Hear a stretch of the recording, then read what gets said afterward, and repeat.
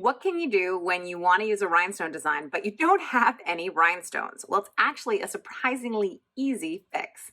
Hi, I'm Julie Fayfan Balzer, and today I'm going to show you how to do rhinestone designs without any rhinestones.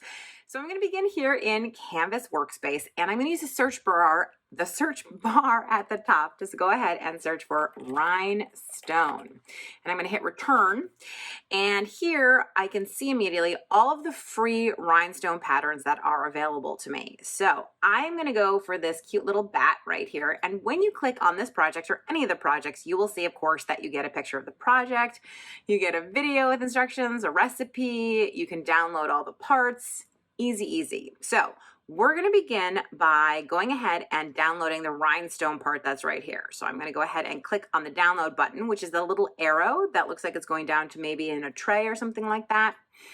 And I'm going to have the option to either download it to my PC or to transfer it wirelessly. So I'm going to go ahead and transfer it wirelessly to my machine. And already it tells me that the transfer is ready. So let's go ahead and head over to the machine. I'm going to use some holographic iron-on transfer material, and I'm going to go ahead and put it the sort of pretty side down on my cutting mat. And now I'm going to load the mat into my ScanNCut machine. From the home screen, I'm going to choose Retrieve Data, Wireless, and there is my bat file. Now, HTV, as you'll recall, we put on upside down or the pretty side down. So that normally means that you want to reverse it or flip it, right? But as you can see when I push this button, nothing appears to happen.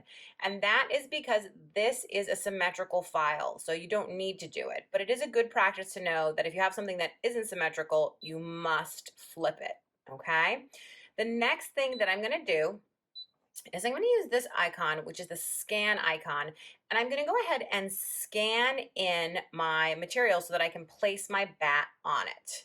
So it's a little bit hard to see the material, so I'm going to go into the settings and I'm going to choose the background, the darker version of it, and there you go, I can see my bat. Now if you were using a black holographic material or something like that, you would of course want to do the opposite and lighten it. So I'm going to move my bat into place so that it fits on my material.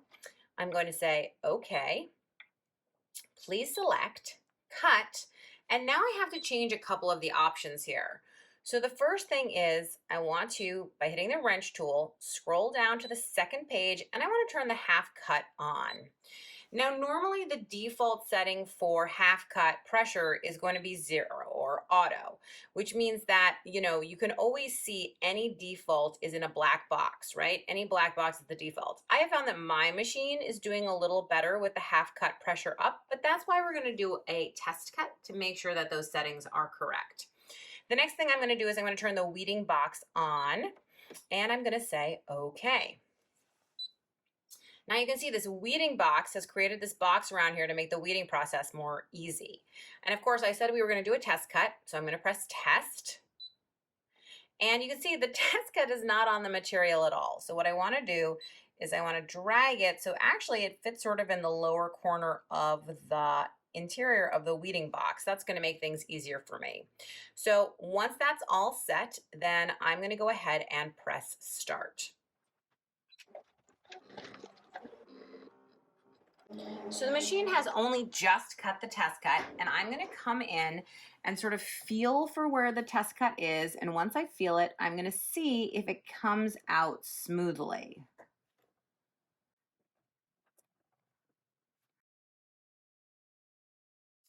If the test cut did not come out cleanly, then what you want to do is you want to test again.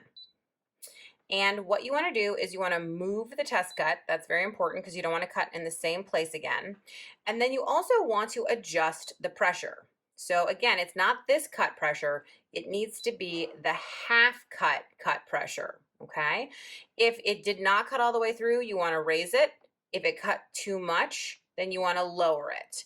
So I'm going to try mine now at 3 and see if it comes out even more easily. So I'm going to say, okay. And again, I'm going to press start.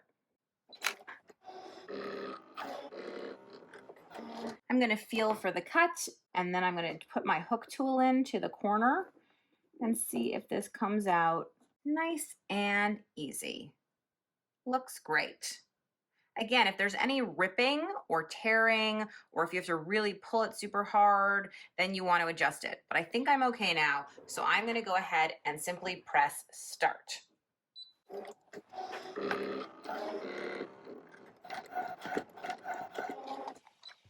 So when it's done cutting, you can go ahead and unload the mat, and you'll notice that you're able to pull off the entire sheet as one because it has not cut through that really important carrier sheet on this side. So let's go ahead and weed this.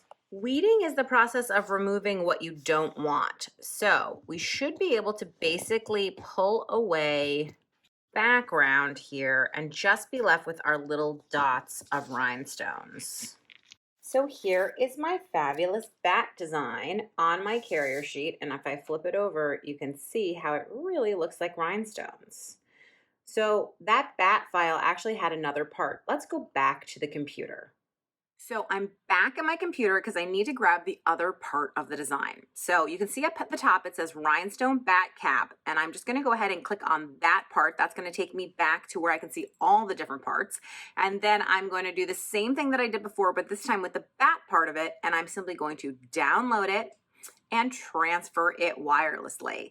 And that's it. We're headed back to the ScanNCut. I'm back at the ScanNCut, and I am cutting a faux leather material. I am using a blade that I've dedicated to fabric. For more fabric tips, you can check out my video all about cutting fabric. I'm going to go to retrieve data, wireless, and of course there is our bat outline. I don't need to scan my background because it's filling the entire sheet. So I'm going to go ahead and say, okay, please select, cut. Now this is very, very, very important. You want to be sure at this point to hit the wrench tool and to turn the half cut off. That's really, really, really, really important. Have I mentioned that it's really important? And then I'm going to go ahead and say, okay. And now I can see that the pressure is auto, the speed is 5, and the half cut is off. Those are really important things. Once that's good, I can go ahead and press start. So I'm going to unload the mat, and let's see if I can just, there we go, pop my bat on out. So now it's time to put the two together with a little bit of heat. So here is my bat base. This is my holographic HTV, so I can see through the carrier sheet, so I can line this up so that it hits in just the right spot. And this is slightly sticky, so I'm pushing down to make sure that it sticks. And then I'm going to carry this sandwich over to either my ironing board or my heat press, whatever it is you're going to use. I'm going to place my little sandwich down here, and my pressing sheet is simply a piece of fabric, and I'm going to take my iron, which is set to the cotton setting, and I'm going to hold it in place with some pressure. And I do like to let it cool. It will be hot. So once it feels like it's pretty cool, I'll do a little test to pull the corner to see if it looks like, yep, it transferred. So then all I need to do is peel this back, and ta-da! There are my gorgeous rhinestones that aren't really rhinestones. What a fabulous embellishment to put onto a cap as suggested by the project, a t-shirt, a dress, a scrapbook page, really anything that you want. Thanks so much for watching. For more tips, tricks, and tutorials, be sure to check out my blog at balzerdesigns.typepad.com, subscribe to my YouTube channel, and of course, don't forget about the ScanNCut website at scanncut.com.